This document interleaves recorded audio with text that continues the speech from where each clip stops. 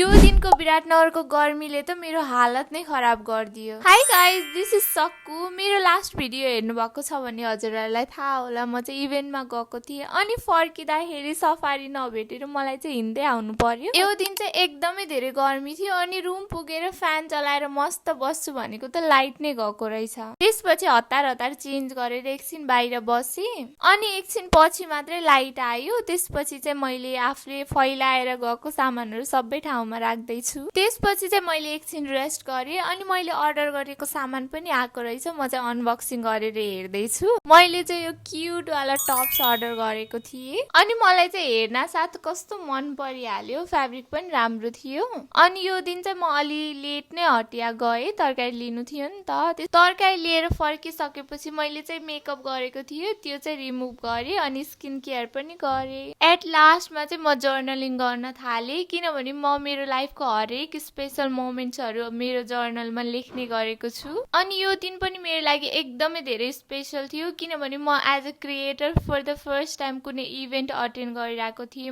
मैले आफ्नो सबै एक्सपिरियन्सहरू जर्नलिङ गरेँ and I feel so grateful for everything. यो चाहिँ मेरो जर्नीको सुरुवात मात्रै हो। मेरो लाइफमा चाहिँ मलाई एकदमै धेरै अगाडि बढ्नु छ। त्यसको लागि चाहिँ हजुरहरूले मलाई यसरी नै माया गर्दै गर्नु होला।